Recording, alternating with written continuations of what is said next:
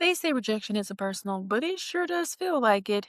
You give everything you got, you show up, you practice, you prepare, and you still don't get chosen. It's hard not to take it personally, honestly.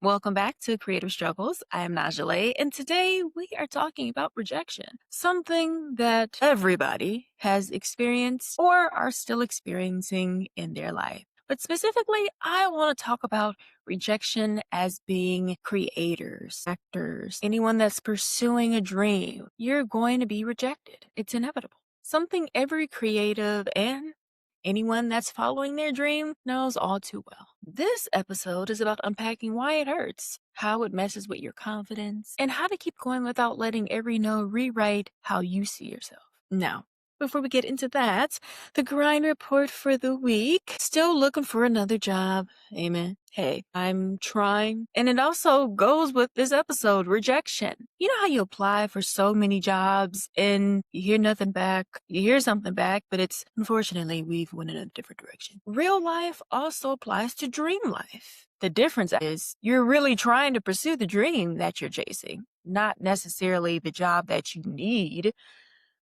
to live, but you need some form of income to survive, and yet you're still trying to chase your dream. So we're working on it. But also, again, we're still submitting, following the dream, creating with others. So there's still work being done.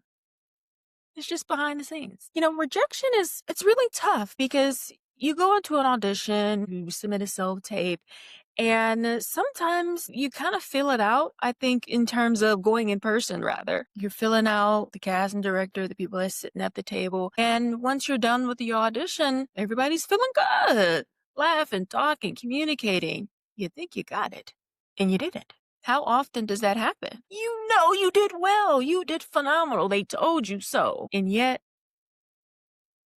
in still silence. You don't hear anything. Rejection shows up fast. No callback, no feedback, nothing.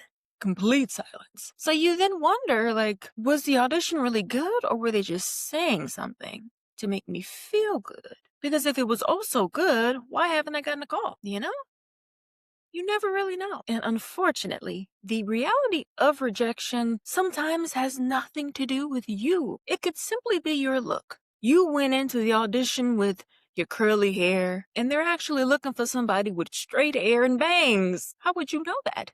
They didn't put that in the description. You're going in as yourself, but how would you know what they want? Heck, half the time they don't even know what they want. And that's the reality of it all. You could be the wrong height. You actually may favor an ex that they had, so they hate you. They don't even know you as a person, but you look like someone they used to know or somebody that they don't like. And you could simply be not booked from that. And that happens. You look too familiar to somebody that they don't like, oh yeah, you're not getting booked. It ain't got nothing to do with you. Sucks. The chemistry could be off. If you go into an audition or a callback and they want you to do a chemistry read with this other person, it may not be the right fit, so you don't get picked. And sometimes the roles may change because, again, they don't know, they never know what they're looking for. They might write it on the description of what they're looking for, but sometimes what they're looking for may not truly be what they're actually looking for. It's so many times where an actor can go in for a role and they don't even look like the description, but they did so well that they booked it. Prime example, Lorenz Tate in Menace to Society. His character was supposed to be a big buff dude. Lorenz Tate, if you remember the movie, he was none of the things. He wasn't tall, he wasn't buff, but hey, he got the role. And sometimes they already have somebody in mind for the role. And sometimes you were actually good, but just not for that specific project or that role. So sometimes they can switch you over to a different character and see how that character fits, or they may keep you in mind for a future project. So definitely don't burn the bridge just because they said no. That doesn't mean that they hate you. That just means, you know what? I like her or I like him, but I see her in a different project, not specifically this one. So yeah, just keep that in mind. And why does rejection even feel personal? Well, you're submitting yourself. Acting requires vulnerability. You have to be open. You have to give your all. You have to give yourself. You are judged in seconds. Because really, do you know how many videos these casting directors are looking at? How many self-tapes? How many in-person auditions they're doing? You have less than 5 seconds to impress them. Max 10. And if you have not shown something different from what everybody else is doing, then you're probably not getting picked, unfortunately. So really, you need to find how can you make yourself stand out within 5 seconds of this casting director, this producer, this director seeing you and meeting you. How can you stand out from everybody else that they've seen?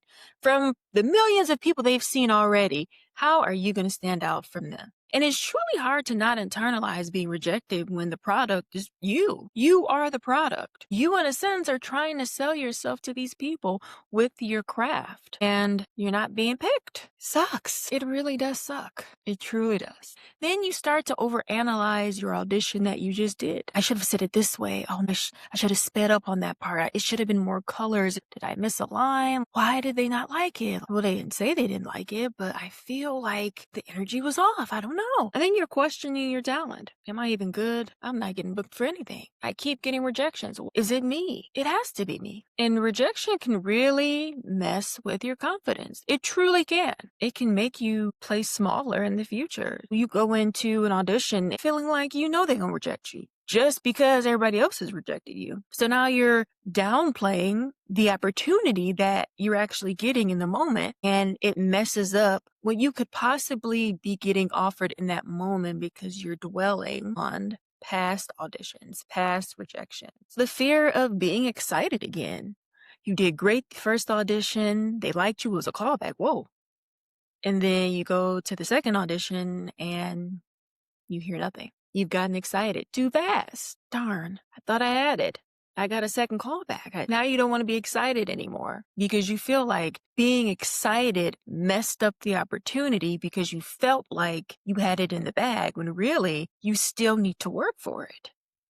Because that's happened to me where I got the call back and like, okay, I got it. And I didn't have it yet. The audition process is still going on, staying grounded until the end. Then you can be excited and happy and proud. Don't celebrate too early because it messes up everything. I feel like you have to separate your self-worth from outcomes because you can't control other people's decision, only your process. You are allowed to be disappointed without self-blame. I feel like a lot of times we can be disappointed in not booking the role that you work so hard for, and you start to blame yourself and you start to get down on yourself and you may become depressed, but don't sit in that because it's not healthy. Trust me, it's not. I've done it. Rejection has taught me resilience, detachment. After you do your self-tape, after you go to an in-person audition, you have to detach from that project because you're going to drive yourself crazy. After I do a submission or I go in person for an audition, I forget about it. I've done it already, and if it's meant for me, it'll be. And that's just that. And having stronger preparation, I feel like we can always think about how we're going into a situation and how we're going to say this, that, and the third. And sometimes it doesn't happen that way, especially when it comes to acting. You know, you don't want to go in with, I'm going to walk 2 steps this way when I say this line. Don't do that. Just be natural and within the character's range. And also learn to just regulate your emotions because at the end of the day, we all get frustrated when we don't get something that we know we should have got, or we get frustrated because we could have done better. You have to learn to deal with those emotions. That's why detaching from it is better. Now on to a win is a win, and I'm going to say I don't let the no's erase all of the hard work that I have put in. Just because you're getting rejected doesn't mean you're not doing well. It just means a bigger opportunity is headed your way. That wasn't it for you. The next one will be even bigger, better. Now, lessons learned. And the lesson here is feeling hurt doesn't mean that you're weak. It just means that you truly care and you're trying to figure out how you can be better so that you can actually book those projects and not get rejected all the time. You're allowed to care. Keep going. Every no builds that endurance for that yes to come. It's going to work for us. It's going to work. Now I want to move on to struggle mail. Last week, I asked you guys some reflection questions. And if you want to know the questions I ask, go back to the last episode, clapping for yourself, so you can listen to those questions and you can still send in your responses. I'll be sure to read them on the next episode and in future episodes. This person answered the first question, which was, who do you want to notice you? And they said, I want casting directors and producers to notice me. I feel like I'm constantly submitting myself and I don't hear anything back. I just want to be booked and busy as a series regular or even a recurring role. I know that's right. I feel that. I second that. I agree wholeheartedly. I think for me, I not only want casting directors to notice me, but I want everyone to notice me. Everyone that matters. I want the people to notice me that's going to help me elevate, help me get to that next level. Now, working with other actors and creatives, that can definitely get you to the next level as well, because you never know who's watching them. But yes, that was one of the responses to one of the questions from last week. That is it for today. Thanks again for listening and thanks again for watching, those of you who are watching. And remember, rejection is not stopping you. It's only sharpening you. And also, of course, remember to like, comment, subscribe, leave a review, send an email, all of the things. Repost, like, share, follow. Do everything that you can to get the word out.